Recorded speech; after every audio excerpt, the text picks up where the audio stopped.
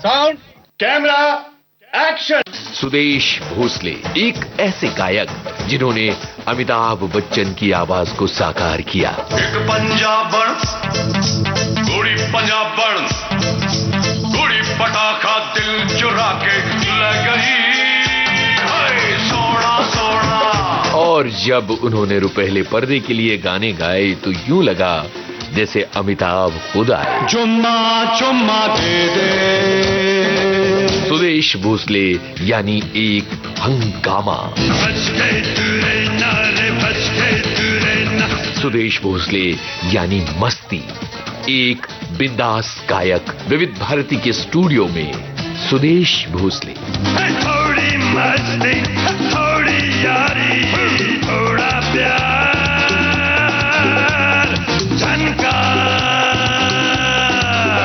ये है इनसे बातचीत का पहला भाग और ये बातचीत की है विधि जैन ने। नमस्कार, आप सुन रहे हैं विविध भारती राष्ट्रीय सेवा देश की सुरीली धड़कन। मैं हूं आपकी रेडियो दोस्त विधि प्रवीण जैन। पुनः एक बार आप नमस्कार स्वीकार करें। आज बहुत खूबसूरत दिन है क्योंकि हमारे साथ है एक व्यक्तित्व जिनका नाम है श्री सुदेश भोसले जी। वैसे यहाँ केवल श्री लगाया है, सामान्यतः हम लगाते हैं अभिनेता हैं, गायक हैं, मिमिक्री आर्टिस्ट हैं, पेंटर हैं, बहुत सारे शब्द हैं, परफॉर्मर हैं।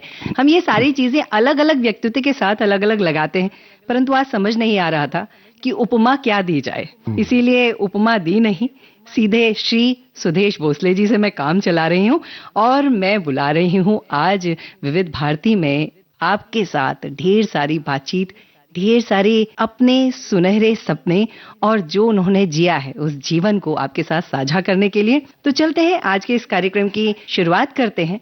वैसे आज का यह कार्यक्रम मुझे ऐसा लगता है कि नवोदित कलाकार जो हैं उन सब के लिए बहुत फायदेमंद होने वाला है। तो बस हमारे रेडियो विविध भारती राष्ट्रीय सेवा देश की सुरीली धड़कन के साथ बने रहिए और सुनते रहिए ये बेहतरीन कार्यक्रम। हमारे साथ हैं बेहतरीन कलाकार श्री सुदेश भोसले जी। सर, स्वागत है आपका बहुत बहुत सारा विविध भारती परिवार में। नमस्कार और बहुत बहुत धन्यवाद आपका। सर, बहुत सारी क्वालिटीज आप में हैं, बहुत सारी उपमाएं मैं आपको दे सकती हूं और उन्हीं उपमाओं पर आज की हम चर्चा करना चाहते हैं। लेकिन जब मेरे समक्ष एक खूबसूरत गायक हैं तो मैं चाहती हूं कि आज के कार्यक्रम की शुरुआत आपकी आवाज में गणपति बप्पा की स्तुति से ही आरंभ किया जाए तो बहुत खूबसूरत होगा। तो अगर कुछ पंक्तियां आप हमारे लिए गुनगुना दें। जी बिल्कुल। तो एक गाना मैंने गाया था अग्निपथ में, लक्ष्मीकांत जी प्यारेलाल जी के संगीत निर्देशन में, उसकी दो लाइनें सुनाता हूँ। गणपति अपने गांव चले, कैसे हमको चैन पड़े, अरे गणपति अपने गांव चले, कैसे हमको चैन पड़े, जिसने जो मांगा उसने वो पाया, रास्ते पे हैं सब लोग खड़े, गणपति अपने गांव चले, कैसे हमको चैन पड़े, मोरया रे बापा मोरया रे, मोरया रे बापा मोरया रे, मोरया रे बापा मोरया रे, मोरया रे बापा मोरया रे, गणपति बप्पा मोरया। संगीत बैकग्राउंड में नहीं है और आप गा रहे हैं। अगर मैं गलत नहीं हूं तो इतना सुरीला बैकग्राउंड में संगीत बजे बिना और इतनी ऊर्जा से भरा गाना, आह, मजा आ गया। शुरुआत है, गणपति बप्पा का नाम लिया, उसके बाद मैंने गाया तो आशीर्वाद मिल गया सबके लिए। जी बिल्कुल, आपके ऊपर तो वैसे गणपति बप्पा का और ईश्वर का आशीर्वाद बहुत रहा है। तो हमने मिलके गणपति बप्पा का स्वागत किया है जी। अब आरंभ किया जाए। जी बहुत धन्यवाद सर। पहली बात तो विविध भारती ने आपको इतनी प्यार से, इतनी मोहब्बत से बुलाया और सच्ची बात यह है कि आपका शेड्यूल, आपके इतने सारे कार्यक्रम होते हैं, रिकॉर्डिंग्स होती हैं और आप समय निकाल कर आए, उसके लिए विविध भारती आपके लिए हमेशा बहुत धन्यवाद कहता रहेगा।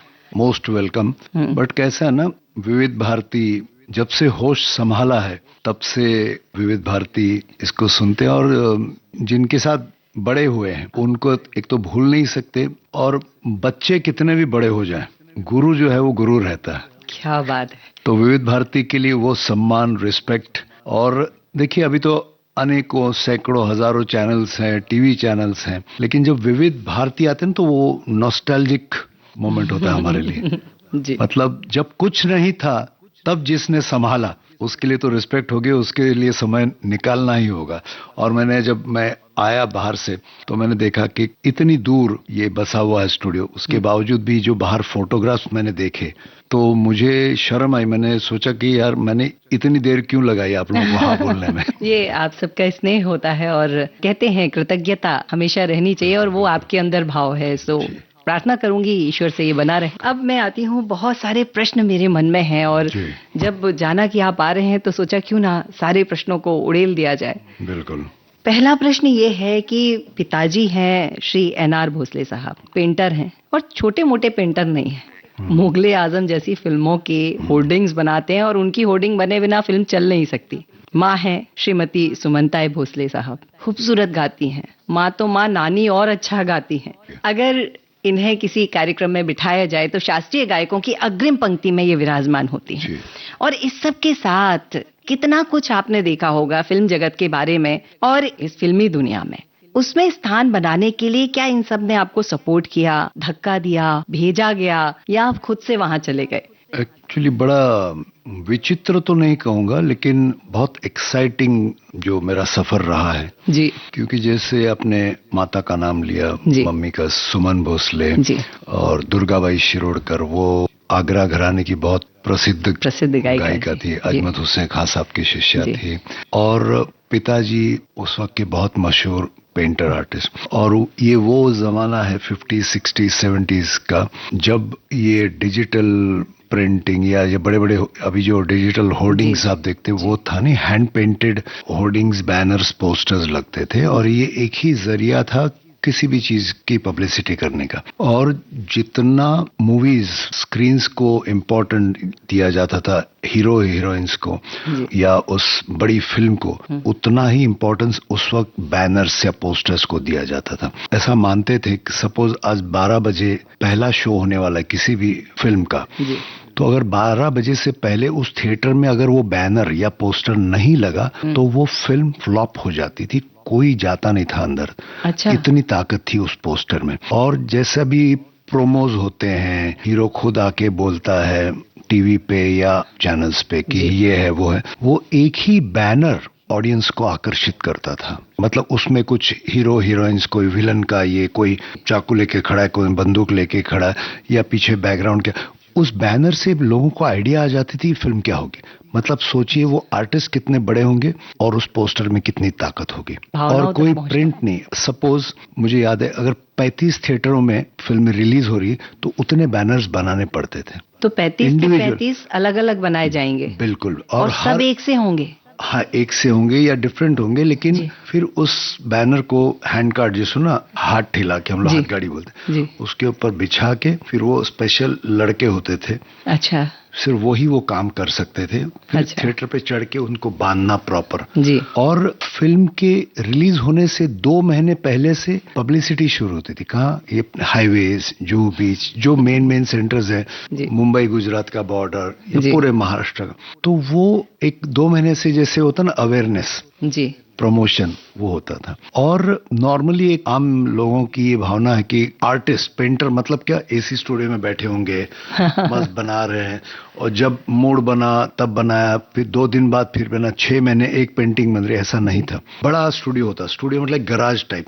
उसकी हाइट होती थी 20-25 फीट और उसमें बैनर्स होते थे 10 by 20 फीट के। 10 by 20 फीट। हाँ, बहुत बड़ा हो गया ये तो बड़ा हो गया। हाँ। अब कभी कभी 20 by 40 के बनते थे, तो ये 4 बैनर्स पेंट करने पड़ते थे। उसमें राजेश खन्ना की एक आंख इस बैनर में है तो दूसरी आंख वो चौथे बैनर में है।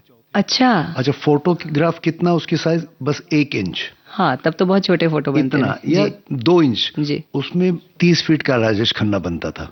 ओके। एक पेपर पे नहीं, वो आसान है। तो एक यहाँ एक वहां, और फिर उसको ज्वाइन करना पड़ता था जी। और फिर थिएटर पे उसको बांधना पड़ता था। अभी उसकी भौं है या नाक है या होठ है, जब 4 बैनर एक साथ आ गए तो एक ऊपर कटा हुआ नहीं लगना चाहिए ना, तो हम लोग क्या करना पड़ता था, जब ट्रैफिक बंद हो जाती थी रात के 2 बजे बस वगैरह, स्टूडियो के बाहर ये 4 बैनर ले आते थे हम लोग। अच्छा। उसको रास्ते पे बिछाते थे, फिर वो जो फ्रेम का जो लकड़ा उस पे चलते चलते जाके वो चारों ज्वाइन करते थे पेंटिंग से, मैच करते थे। ये बहुत मेहनत का काम हाँ, था। और पिताजी जैसे मैं कहा मुगले आजम, झनक झनक पायल बाजे, दोस्ती, मतलब वी शांताराम जी के सारे, दादा कोणके की सारी फिल्में, राजश्री प्रोडक्शंस की सारी फिल्में, बी नागी रेड्डी, जे ओम प्रकाश जो राकेश रोशन जी के ससुर हैं, मतलब ऐसी अनगिनत। फिर लता जी प्रोड्यूसर थी, सख्या सजना जैत्र जैत जी, तो उनके भी हैं। और अभी मेन जो आपका सवाल है कि गाना, तो हुआ ये कि जब से होश संभाला देख रहा हूँ कि चारों तरफ क्लासिकल के सुर और एक तरफ देखता हूँ चारों तरफ पेंटिंग ही पेंटिंग। हाँ। और उस वक्त के माता पिता कैसे थे, बच्चे को स्कूल में एडमिशन दिला दी बहुत बड़ी बात हो जाती थी। हाँ, फिर मास्टर जी और पिताजी को तो याद भी नहीं रहता था कि कौन सी क्लास में है ये, माँ को याद रखना पड़ता था। तो वही सेम टिपिकल था हमारा। और पढ़ाई में बहुत अच्छा था मैं। एवरी मंथ हमारी टेस्ट होती थी अलग अलग विषयों में और मुझे 5-6 मेरिट कार्ड्स मिलते थे। क्या बात है। इंग्लिश में, अरिथमेटिक, मैथ्स, साइंस और ड्राइंग में। क्या बात है। तो उस वक्त ये था सिर्फ पढ़ाई करनी है, आगे क्या बनना है ना माता पिता ने सोचा था ना मैंने सोचा था, सिर्फ पढ़ाई पढ़ाई पढ़ाई। और अभी होता ना कि अब जो जमाना है इतना कि बच्चा पैदा होने से पहले ही माता पिता सोच लेते हैं कि ये सचिन तेंदुलकर बनेगा, है ना, या ऋतिक रोशन बनेगा, या जो भी, या लता मंगेशकर बनेगी, या किशोर कुमार बनेगा जी। तो उस वक्त ऐसा नहीं, बस बच्चा बड़ा हो जाए, छोटी मोटी डिग्री ले ले बस। और ये करते करते 9th स्टैंडर्ड में था मैं, 14 की उम्र थी, 1974। अच्छा। मैं पिताजी को मिलने गया स्टूडियो में स्कूल से। अच्छा। और वहां देखा कि राजेश खन्ना, हेमा मालिनी की बैनर, पिताजी और मेरी मम्मी भी, वो जो लेटरिंग्स होती है ना, जो क्रेडिट्स, वो मम्मी लिखती थी नीचे वाला जो आन मिलो सजना, लक्ष्मीकांत प्यारेलाल, मतलब उनकी हैंडराइटिंग बहुत खूबसूरत। हाँ, और वो हैंडराइटिंग से पेंटर आर्टिस्ट थी। हाँ, जी। तो वो मम्मी करती। तो मैं गया तो देख रहा हूँ पिताजी और 15-20 असिस्टेंट्स और इतने सारे 15-20 बैनर्स बन रहे हैं। तो मैंने देखा और एक पता नहीं अंदर से मुझे लगा, तो मैंने डर डर के पूछा कि मैं एक स्केच करूं क्या? तो बोले कर ले, कोई बात नहीं, अगर लग रहा है, अगर कुछ बिगड़ भी गया तो हम लोग हैं। और ऑयल पेंट था ना जी, तो अगर मैं गलत भी करता हूं तो ऑयल पेंट सुधारा जा सकता है, वाटर कलर बहुत डिफिकल्ट है, एक बार ब्रश रख दिया वो फाइनल। तो एनीवे मुझे एक छोटी सी फोटोग्राफ दी गई, हेमा मालिनी ऐसी है और उनके सीने पे वो राजेश खन्ना ने सर रखा। उस वक्त वो पोस्टर बहुत फेमस हुआ था जी। मुझे पता ही नहीं, मैंने मेरी लाइफ का पहला स्केच मैंने किया 15 मिनट में, और वो देखते ही सब लोग, क्यों कहते ना, आंखें खुली की खुली रह गई। बोले क्या किया तूने? बोला क्या किया? बोले इतना हुबहू इतनी जल्दी। तो पिताजी इतना खुश हुए, बोले बेटा कल से तू स्कूल मत जा, करने आ नहीं। मैं वापस घर ही नहीं गया। अच्छा। हाँ, 1.5 महीना मैं स्टूडियो में रहा, कपड़े वगैरह मम्मी लेके आई दूसरे दिन। और उस उम्र में मेरे हाथ के बैनर्स लगे 19 मुंबई में। फिर ये मैंने भी सोच लिया, मम्मी डैडी ने सोच लिया कि अब ये तो पेंटर ही बनेगा और अब मेरा ही बिजनेस ही आगे बढ़ा। तो फिर प्रेमनगर, जूली, स्वयंवर, स्वर्गनर, मतलब 74 से 82 तक 24 घंटे पेंटिंग पेंटिंग पेंटिंग। सिर्फ एग्जाम्स देने के लिए स्कूल कॉलेज में जाता था मैं। और मुझे खुद यकीन नहीं आया कि मेरा पेंटिंग इतना अच्छा होगा, और जबकि मैंने कभी सीखा नहीं था। स्कूल वोल में कि एक पोर्ट्रेट करना वो नहीं माना। तो एनीवे, तो मैंने भी सोच लिया चलो यार मजा आ रहा है पेंटिंग करने में, और इतना हुबहू अगर मेरे में टैलेंट है जी। तो और फिर कुछ कुछ बैनर्स ऐसे लगे कि पिताजी बोले मुझे कुछ करने की जरूरत ही नहीं है, यही लग जाएंगे। परफेक्ट है। हाँ, और वो भी किया कि वहाँ के जो बांधने वाले लड़के होते थे ना, अलग टैलेंट होता है वो जी, चढ़ना बांधना, रस्सी पे चढ़ना, ट्रैफिक को बचा के बैनर। तो उनका एक कहावत थी, अगर उनको 10 रुपए दिए हाँ, तो वो लगा देते, अगर प्यार से 100 रुपए दे तो उसी बैनर के नीचे लुढ़क के सो जाते थे। हाँ एकदम। तो फिर उस माहौल में पिताजी ने, हमने खुद वो हाथगड़ी चला के, गंगा जमुना मुझे याद है जी, थिएटर पे चढ़ के बैनर्स भी बांधे। गंगा जमुना फिल्म का थिएटर पे चढ़ के बैनर आपने खुद ने बांधा है? जी जी, वेरी गुड। और कभी कभी होता था ना कि वो एक पुलिस स्ट्राइक हुआ था, मुझे याद है जी, जब उनका ये नीली पैंट और नीला शर्ट हुआ करता जी, पुलिस ने ही स्ट्राइक किया था और पूरी मुंबई बंद थी। तब मुझे याद है मैं कुछ बांद्रा से वर्ली तक चल के गया था स्टूडियो में, मतलब सारा माहौल। तो एनीवे पेंटिंग कर रहा था। और घर में आते हैं तो मैं गोवा का हूँ, शिरोडा गांव है हमारा, शिरोडकर, हाँ कोंकणी, कामाक्षी देवी हमारी कुल देवता है। और माता पिता वहाँ के थे, तो उनको ना प्योर क्लासिकल म्यूजिक, नाट्य संगीत और सुगम संगीत, इसके अलावा कोई म्यूजिक मालूम ही नहीं था उनको। और मैं क्योंकि कॉलेज में वगैरह जाता था, स्कूल में, तो मैं विविध भारती लगाता था। अरे वाह। उधर पिताजी ने सुना हे हो तो ये ऐसा कोई गाना होता है, बंद कर दे उसको। मतलब उनको हिंदी गानों से नफरत थी। पर वो तो पेंटिंग इन्हीं की करते थे ना। करते थे, लेकिन खुद हिंदी फिल्मों के पेंट करने में हमको हिंदी फिल्में देखना बैन था। जो होर्डिंग आप लगा के आए हैं उस फिल्म को देखने आपके लिए बैन था, आप देखने नहीं जा सकते नहीं जाते थे। लेकिन वो जो पेंटिंग करते उनको पास से मिलते, हमको साथ में ले जाते थे। लेकिन ये गाने सुनना ना, मतलब ये क्या है, ये उनके लिए बड़ा वो कुछ अजीब लगता था, ये बर्दाश्त नहीं होता था। और मेरा उल्टा हुआ कि मुझे बिना का गीतमाला, विविध भारती, मुझे 100-150 गाने बाहर थे, रफी साहब के, किशोर दा के, हेमंत दा के।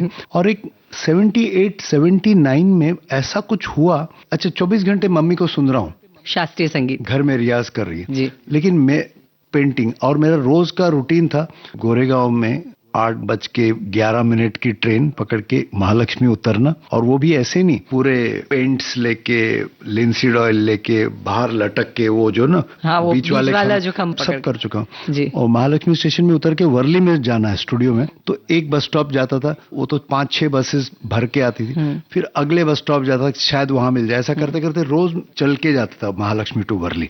मतलब मेहनत बहुत करी। मेहनत नहीं, उस वक्त मजा आता था। तो चलो अगले स्टॉप, तो 82 तक 24 घंटे स्टूडियो में, सिर्फ एग्जाम्स देने। मैंने कहा स्कूल और कॉलेज में जा। और उस वक्त ना मुझे 2 आवाजें बड़ी आकर्षित करती थी। कौन कौन सी? सैगल साहब और सचिन दा। अच्छा, समझ में कुछ नहीं आया था जी। फिर भी मैं तभी ये मुस्तकिल कितना नाजुक है दिल, ये न जाना हाय हाय ये जालिम जमाना है, कातिब तकदीर मुझे इतना बता दे, इतना बता दे, क्यों मुझसे खफा है तो क्या मैंने किया है। कातिब तकदीर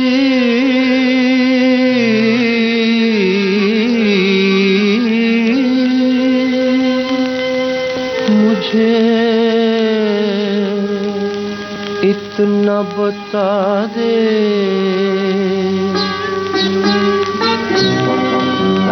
कातिब तकदीर मुझे इतना बता दे, इतना बता दे, क्यों मुझसे खफा है तू, क्या मैंने किया है।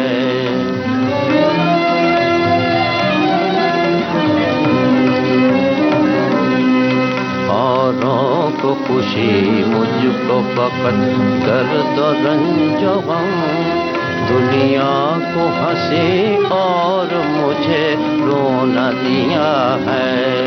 क्या मैंने किया है, क्या मैंने किया है, क्यों मुझसे खफा है तू, क्या मैंने किया है। इससे मैं सबके आई हैं,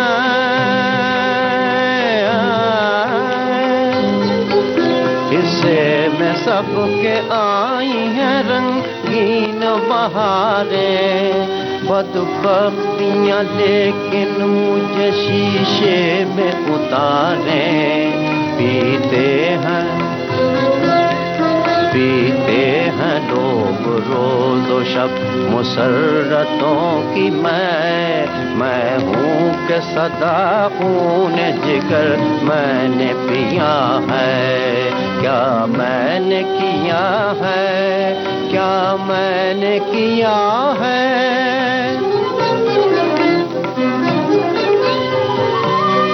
था जिनके दम कदम से ये आबाद आशियाँ, वो चहचहाती बुलबुल जाने कहीं कहाँ, जुगनू की चमक है न सितारों की रोशनी, इस धूप अंधेरे में है मेरी जान पर बनी। क्या थी, क्या थी क्या थी खता के जिसकी सजा तूने मुझको दी, क्या था गुनाह के जिसका बदला मुझसे लिया है, क्या मैंने किया है, क्या मैंने किया है, क्यों मुझसे खफा है तू, क्या मैंने किया है। और एक दूसरी आवाज थी, सुन मेरे बंधु रे, सुन मेरे मितवा, सुन मेरे साथी रे।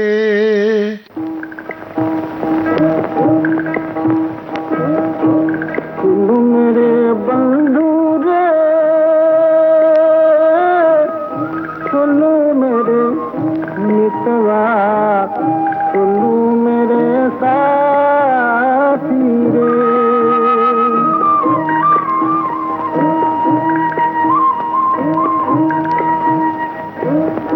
होता तो पीपल में होती अमर लता तेरी, होता तो पीपल में होती अमर लता तेरी, तेरे गले माला बनके बड़ी मुस्कुराती रे, सुनू मेरे साथी रे। सुन मेरे बंधु रे, सुनो मेरे मितवा, सुनो मेरे साथी रे।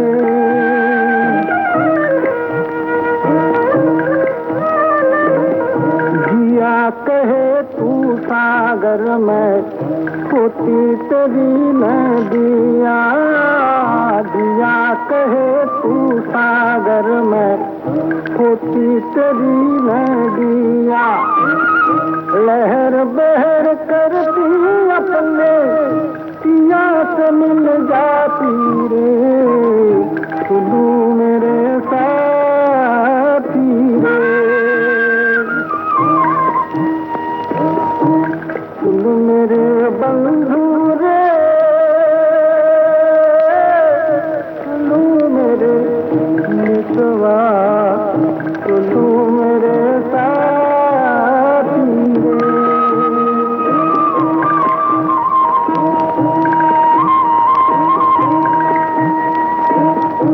सुनो मेरे बंधु रे,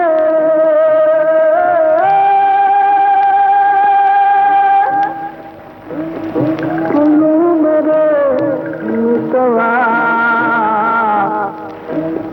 सुनो मेरे साथी रे।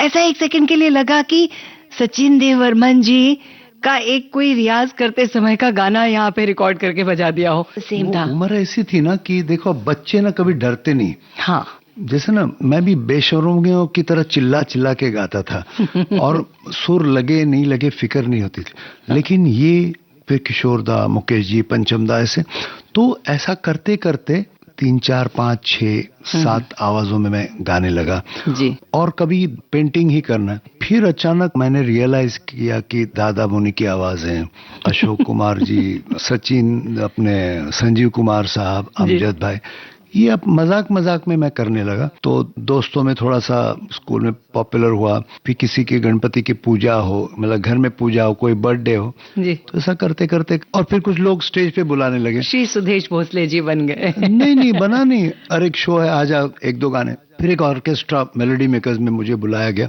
और उस वक्त मैंने देखा गाने का तब तक एक शौक अंदर से जाग गया था कि मुझे भी गायक बनना है।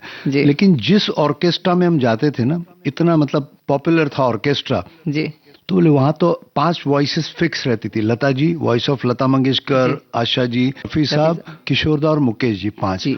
अब मुझे शौक है गाना, हमारे यहाँ तो सब सिंगर्स हैं, वॉइसेस, आप क्या करोगे?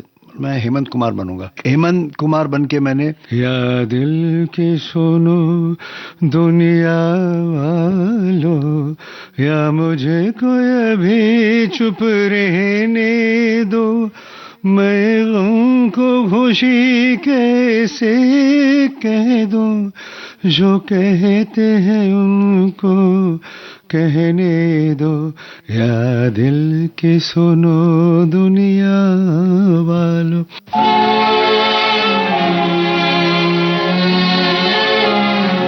या दिल की सुनो दुनिया वालों, या मुझको अभी चुप रहने दो, मैं गम को खुशी कैसे कह दूं, जो कहते हैं उनको कहने दो, या दिल की सुनो दुनिया वालों, या मुझको अभी चुप रहने दो, मैं गम को खुशी कैसे कह दूं, जो कहते हैं उनको कहने दो, या दिल की सुनो दुनिया वालों।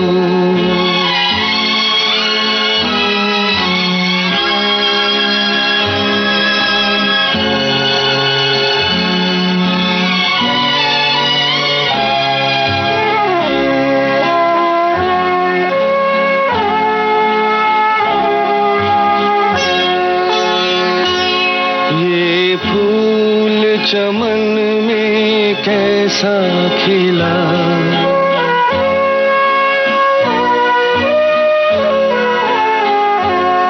ये फूल चमन में कैसा खिला, माली की नजर में प्यार नहीं, हंसते हुए क्या क्या देख लिया, अब बहते हैं आंसू बहने दो, या दिल की सुनो दुनिया वालों।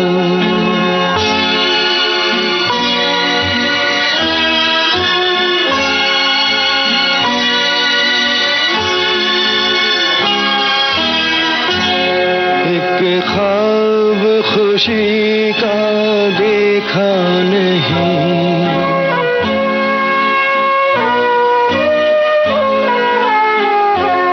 एक ख्वाब खुशी का देखा नहीं, देखा जो कभी तो भूल गए, मांगा हुआ तुम कुछ दे न सके, जो तुमने दिया वो सहने दो, या दिल की सुनो दुनिया वालों।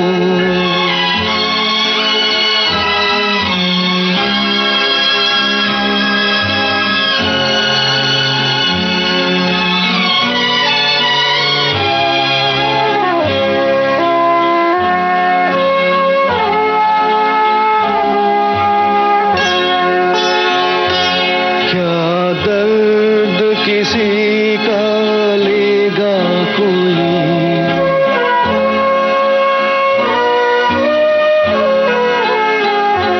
क्या दर्द किसी का लेगा कोई, इतना तो किसी में दर्द नहीं, बहते हुए आंसू और बहे, अब ऐसी तसल्ली रहने दो, या दिल की सुनो दुनिया वालों, या मुझको अभी चुप रहने दो, मैं गम को खुशी कैसे कह दूं, जो कहते हैं उनको कहने दो, या दिल की सुनो दुनिया वालों। सर इसमें जो गम शब्द का प्रयोग वो जिस तरह से हेमंत करते हैं बिल्कुल वैसा ही आपने किया है, कोई अंतर नहीं। तो हेमंत कुमार, तो जिस दिन किशोर कुमार एब्सेंट हो तो मैं किशोर कुमार बन जाता था। अच्छा बोले आज तो हेमंत कुमार भी है, फिर मैं मतलब जैसे पंचमदा बन गया, कभी आर.डी. बर्मन, कभी एस.डी. बर्मन, भूपेंद्र जी, अलग अलग करते करते ऐसा करते करते लोगों को लगा यार ये है एक बंदा बहुत कुछ करता। और उस वक्त कुछ लोगों को मैंने सुना, संजीव कुमार, दादा मुनि, ओम प्रकाश, दिलीप साहब उस वक्त के जी। और अचानक मैंने ना मेरे गले से जितने पॉपुलर आर्टिस्ट थे ना, ये फेमस जो दिलीप साहब उस समय के बहुत ज्यादा जो सुपरस्टार जी, अचानक लोगों ने पहली बार सुना अमिताभ बच्चन ऑन स्टेज। हाँ मैं वहां आने वाली कभी थी। किसी ने एक्सपेक्ट नहीं किया कि अमिताभ बच्चन की कोई नकल कर सकता है। उसी के साथ तो लोग अट्रैक्ट हुए, यार ये अमिताभ बच्चन की कोई नकल कर रहा है। फिर मैंने कुछ ऐड किए रेयर वॉइसेस, सुनील दत्त साहब, विनोद खन्ना, संजीव कुमार, अनुपम खेर, शक्ति कपूर, असरानी, ये कुछ अलग ये होता ना कि लोगों को यार अच्छा लगता है ये, तो फिर वहाँ मुझे छोटे छोटे प्रोग्राम्स मिलने लगे। ऐसा करते करते 82 में मेलोडी मेकर्स वालों ने मुझे कहीं देखा कि आप हमारे साथ शोज करोगे। और वो वक्त था जब ये ना हैंड पेंटेड नेचुरल पेंटिंग का दौर खत्म होने लगा और डिजिटल वाले मामले आए सारे।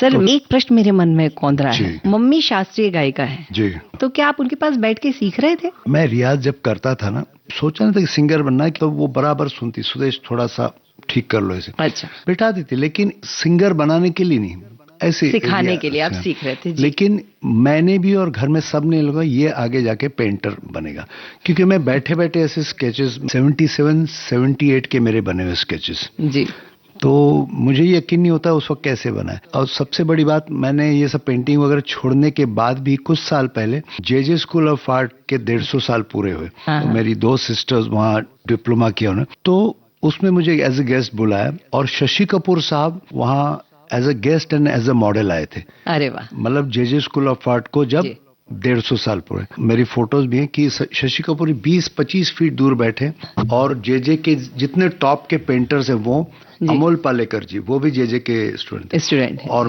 मैं स्केच किया था, और सबसे पहले मैंने किया था और सिर्फ मुझे शशि साहब ने ऑटोग्राफ दिया। क्या बात है। तो ये हुआ कि 80s में ना धीरे धीरे ये बैनर्स के डिजिटल हो गए, और फिर मेरा कहते ना कि मैं हमेशा बोलता कि मेरा ब्रश दूर होता चला गया और माइक पास आता गया, और घर में वही मामला था। फिर हमारे कुछ रिलेटिव्स पड़ोसी ने बोले आपको पता है आपका बेटा क्या करता है? बोले नहीं वो तो बिल्कुल आंख उठा कर देखता भी नहीं मुझे। अच्छा, बाबा को अभी तक पता नहीं? कुछ नहीं मालूम, उनको पसंद भी नहीं था। वो मैं सबसे शर्मीला, एकदम चुपचाप डरा हुआ बच्चा।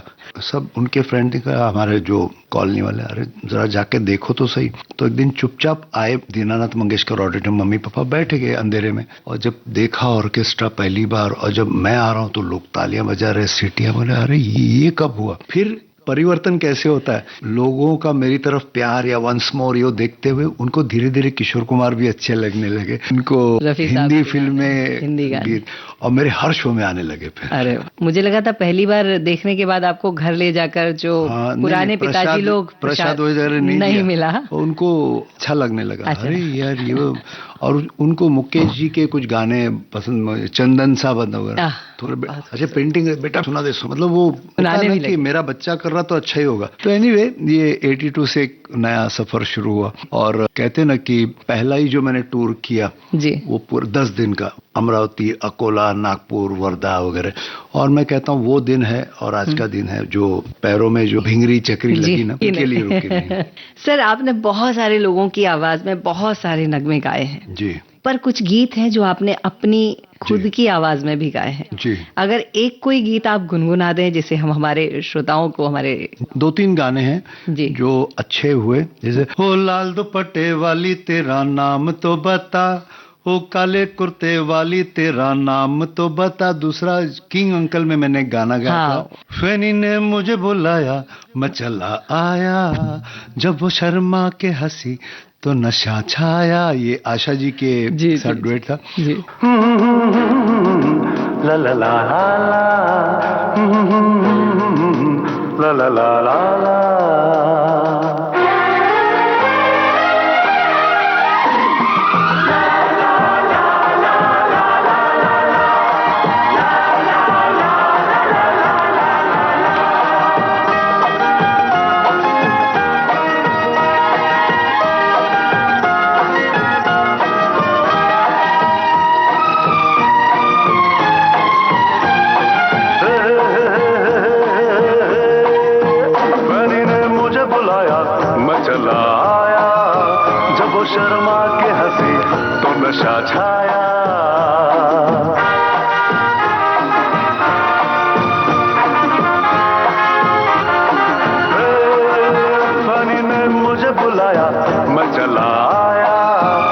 वो शर्मा के हंसी तो नशा छाया।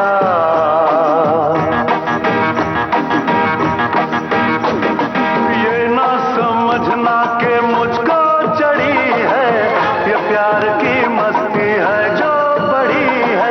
ये ना समझना के मुझको चढ़ी है, ये प्यार की मस्ती है जो बड़ी है। कहता है मेरा दिल बेकरार, फैनी से हो गया है मुझको प्यार। फैनी ने मुझे बुलाया, मैं चला आया, जब वो शर्मा के हंसी तो नशा छाया। फैनी ने जिसे बुलाया देखो वो आया, जिंदगी भर की खुशी है बुलाया। फैनी ने जिसे बुलाया देखो वो आया, जिंदगी भर की खुशी है बुलाया।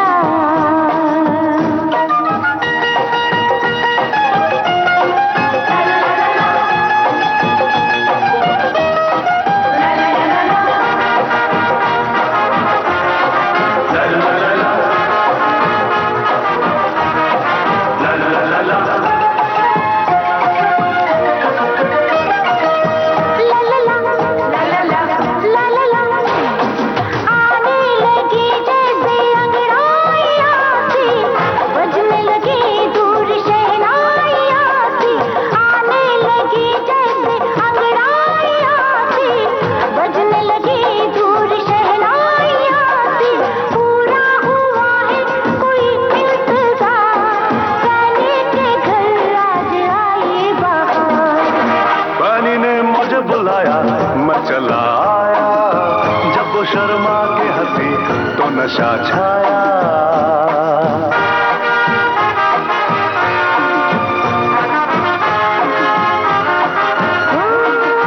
फैनी ने जिसे बुलाया देखो वो आया, जिंदगी भर की खुशी है बुलाया।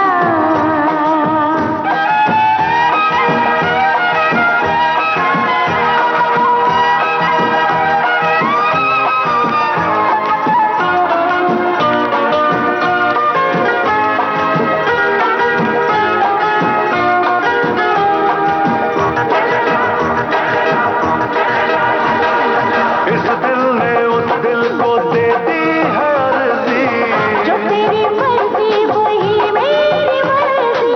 इस दिल ने उस दिल को दे दी है अर्जी, जो तेरी मर्जी वही मेरी मर्जी। तेरा ही इस दिल पे है इख्तियार, तेरे लिए ही मेरा हर सिंगार। फैनी ने मुझे बुलाया, मैं चला आया, जब वो शर्मा के हंसी तो नशा छाया।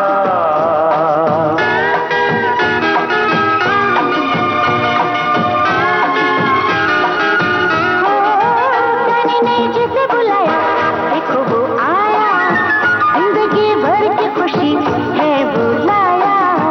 फैनी ने जिसे बुलाया देखो वो आया, जिंदगी भर की खुशी है बुलाया।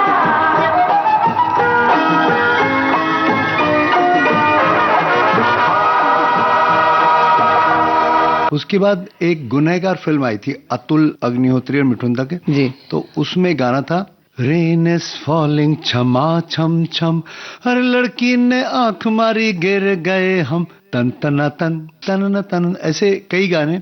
उसके बाद जब मैं गाने लगा ना तो ऐसा हुआ कि जो भी म्यूजिक डायरेक्टर होता उनको लगता था यार सुदेश आया कुछ कलाकारी करते। हाँ। तो फिर मुझे तिरंगा का गाना गवाया गया, नाना पाटेकर और राजकुमार ने। जी। पीले पीले, ये मोहम्मद अजीज की आवाज है। पीले पीले ओ मोरे राजा, पीले पीले ओ मोरे जानी।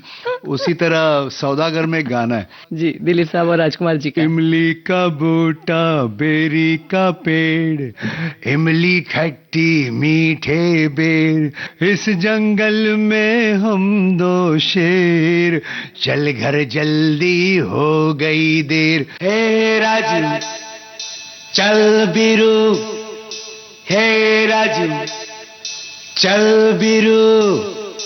तिनक तिनक तिन तारा, तिनक तिनक रे, बूम तिनक तिनक तिन तारा, तिनक तिनक रे। बूम।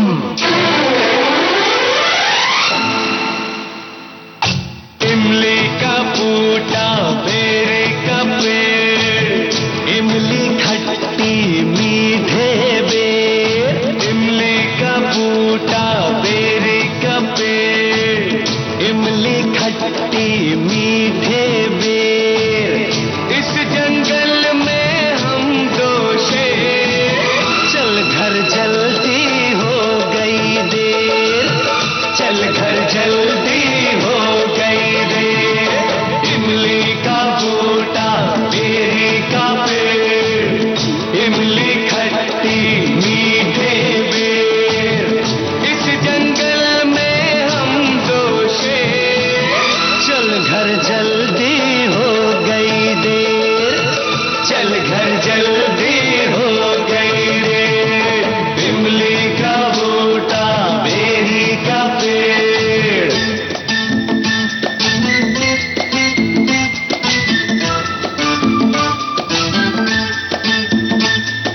ला ला ला ला ला ला ला ला ला ला ला ला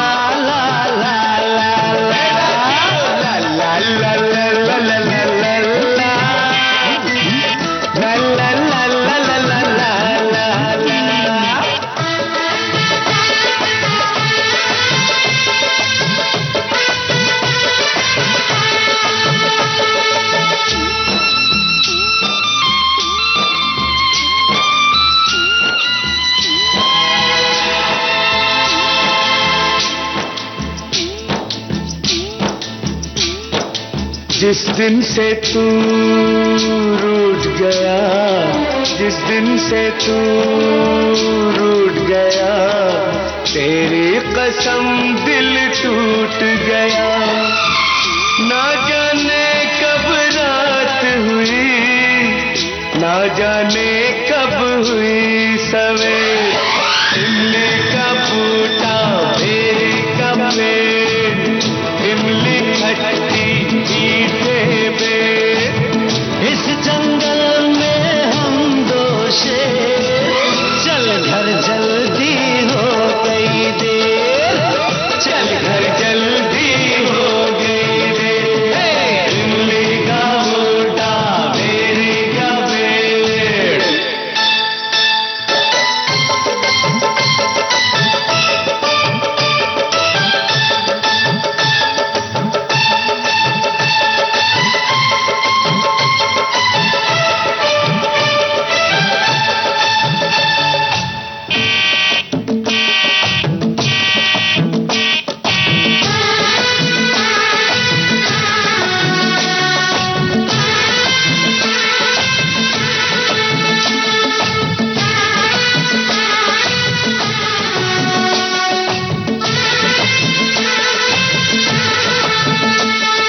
रौनक प्यार के नाम की है, ये दौलत किस काम की है। रौनक प्यार के नाम की है, ये दौलत किस काम की है। तेरे बिन हीरे मोती लगते हैं मिट्टी के ढेर। इमली का बूटा, बेरी का पेड़, इमली खट्टी मीठे बेर, इस जंगल में हम दो शेर। चल घर जल्दी हो गई देर, चल घर जल्दी हो गई देर। इमली का बूटा, बेरी का पेड़,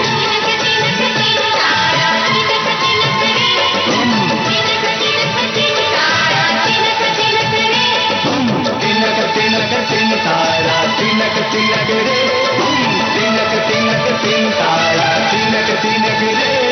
सर, एक व्यक्ति को आवाज निकालना, चलिए मैंने मान लिया कि एक बार एक आवाज पकड़ी और पूरा गीत गा लिया एक आवाज में। एक समय पे आप दो लोगों को गा रहे हैं और लाइव गा रहे हैं, मेरे सामने गा रहे हैं। जी। अद्भुत कला है, माँ सरस्वती ने आपको बहुत नवाजा है। जी धन्यवाद। और ऐसा हुआ ना कि मुझे ना जो कभी पॉसिबल किसी ने सोचा तो नहीं था ना जी। कि चलो थोड़ा बोलते ना, थोड़ा किशोरदा जैसा गाइए, थोड़ा रफी साहब, जब मुकेश जी थे तो मुझे ये कहा राजकुमार जी हैं, राजकुमार की आवाज में गाइए। कुमार जी ने खुद गाना नहीं गाया, नहीं नहीं तू कर सकता है। समझ, बड़े बड़े लक्ष्मीकांत प्यारेलाल जी, बप्पी दा, कल्याण जी, आनंद जी, पंचम दा। फिर एक गाना आया था कुछ साल पहले, अरेबिक सॉन्ग,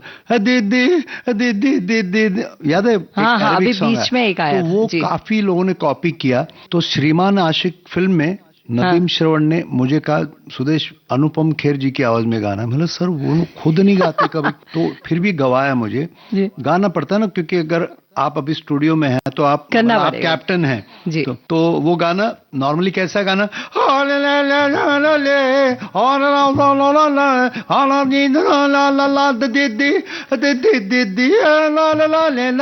ये ओरिजिनल गाना था। तो लड़कियों से ना मिलो तुम आ, लड़की तो है बलाए, सुबह शाम मकतरों को तुम लड़की आ, लड़की लड़की ए इनकी बेवफा, लड़कियों से ना मिलो तुम, लड़कियां तो है बलाए, लड़कियों से ना मिलो तुम, लड़कियां तो है बलाए, सुबह शाम मत करो तुम लड़की लड़की लड़की ए इनकी बेवफा अदाए आ।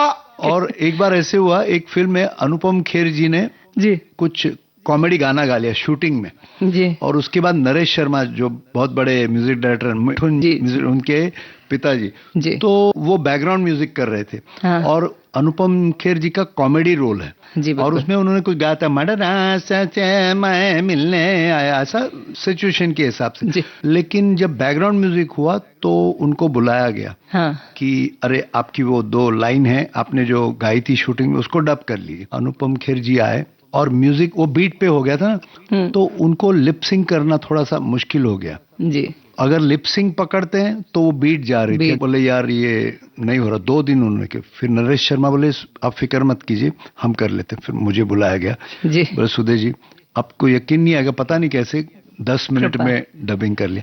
और कुछ एक्टर्स ऐसे भी हैं जिनको इतना मेरे से भरोसा है कि सुदेश मैं शूटिंग पे जा रहा हूँ 1 महीने के लिए, एक रील बच गई है जरा प्लीज कर देना। तो अच्छा ऐसे भी होता है। पूरी फिल्म उन्होंने डब कर दी है, कुछ एक हाँ, रील बची है थोड़ा वो आप बहुत उतना बात, डब और करके आ वो जाइए। उनके पास समय नहीं है सेंसर, सुदेश तू कर ले।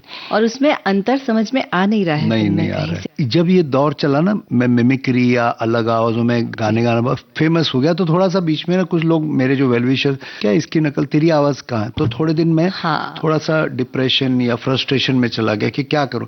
अच्छा मैं कभी कभी ना नॉर्मल गा के निकल आता था तो इंटरवल में लोग आते थे, अरे आज आपने एसडी बर्मन ने किया, आज आपने अमिताभ बच्चन ने किया, आज डिमांड अजित ने करते थे, मांग किया, करते हम तो उसके लिए आए। तो बोला यार करूं क्या मैं। मैंने कसम खाई स्टूडियो में कितना भी बड़ा म्यूजिक डायरेक्टर बोले मैं नहीं गाऊंगा, लेकिन कहते हैं ना ऊपर वाला कुछ और सोचता है। जी उसी वक्त संजीव कुमार साहब का देहांत हुआ जी, और जी, जी। फिर वो उस वक्त के जितने प्रोड्यूसर्स थे मेरे पास आए, बोले सुदेश जी अगर आपने ये वॉइस नहीं किया डबिंग तो हमारे हजारों फीट के रील जो है वो वेस्ट हो जाएंगे और हम लोग रास्ते पे आ जाएंगे। आपने लोगों के करोड़ों रुपए बचाए। हाँ जी तो जो भी है उस वक्त इतना नहीं था, लाखों में भी डूबने की बात बहुत बड़ी। जी तो फिर मैंने डबिंग किए और ऐसे ऐसे डबिंग किए कि संजीव साहब ने शेर की पहली 2 लाइनें पढ़ी, जी डब की और बोले यार मैं कल करता हूँ और वापस आए नहीं वो। अच्छा। उन 2 लाइंस को भी मैंने मैच करके, और मैंने लाइफ में कभी डबिंग मुझे पता ही नहीं था कि हाँ मैं वही आपसे पूछना चाहती हूँ कि इतनी सारी आवाजें आप निकाल रहे हैं,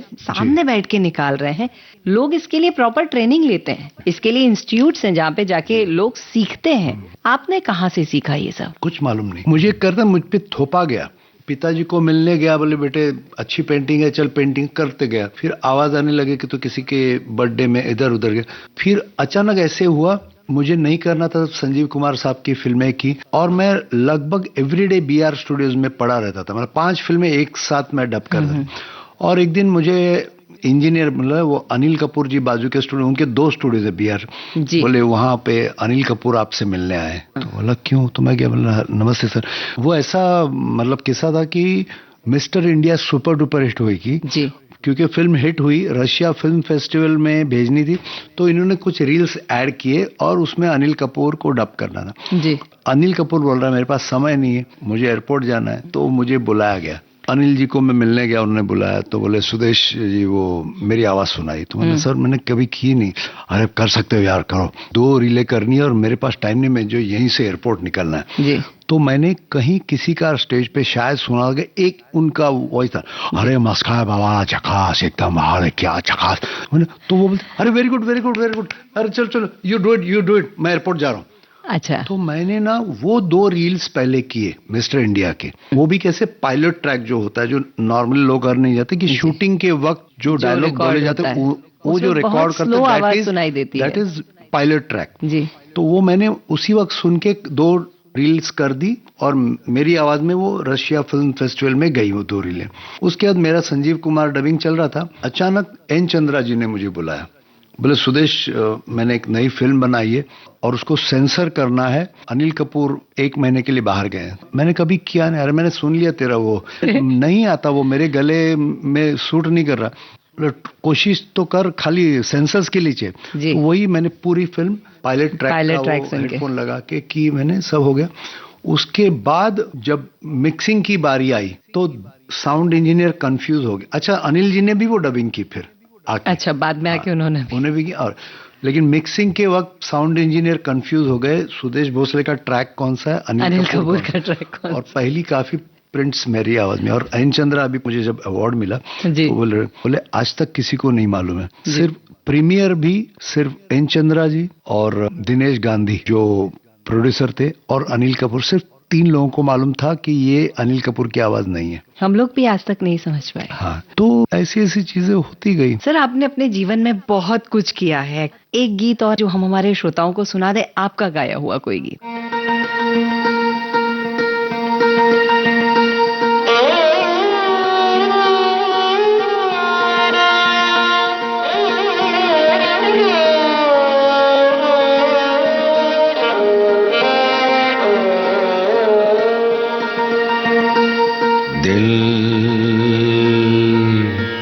जलता है तो जलने दे। Hey brother, hey sister, there's a slow moment in time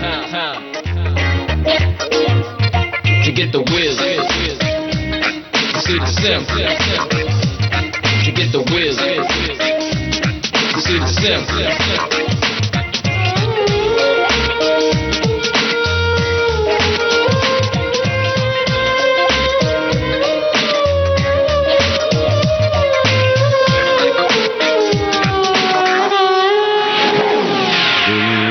जलता है तो जलने दे, आंसू न बहा फरियाद न कर, दिल जलता है तो जलने दे।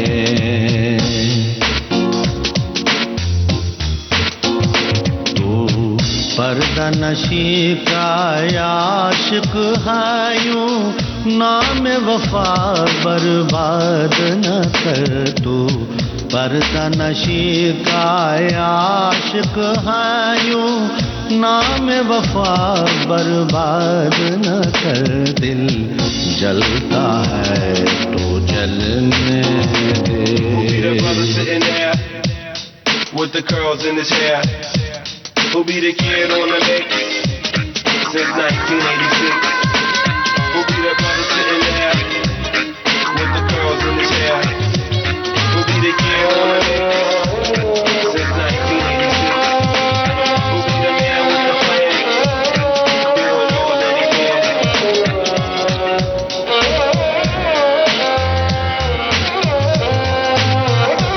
Hi, how are you doing?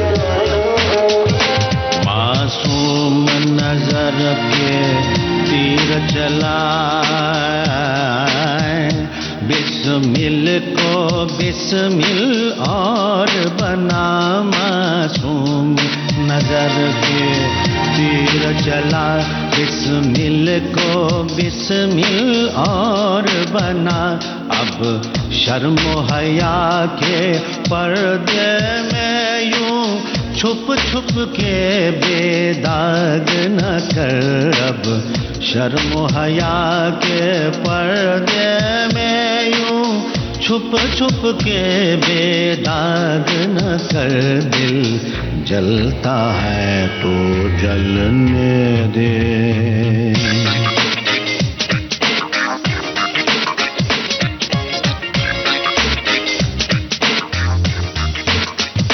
हम आस लगाए बैठे हैं, तुम वादा करके भूल गए। हम आस लगाए बैठे हैं, तुम वादा करके भूल गए। या सूरत आके दिखा जाओ, या कह दो हमको याद न कर। या सूरत आके दिखा जाओ, या कह दो हमको याद न कर, दिल जलता है दिल, जलता है दिल, जलता है।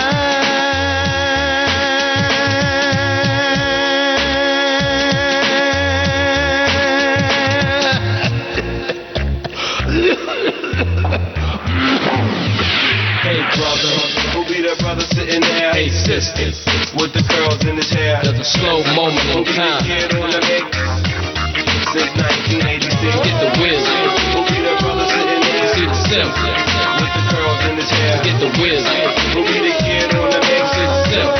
Since 1986. Who be the man with the plan?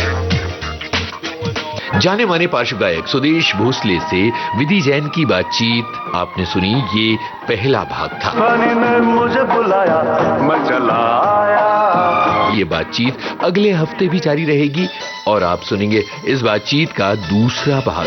चल घर जल्दी हो गई देर, चल घर जल्दी हो गई देर, इमली का बूटा मेरी का पेड़। आपको बता दें इस कार्यक्रम की रिकॉर्डिंग इंजीनियर भावना सिंदल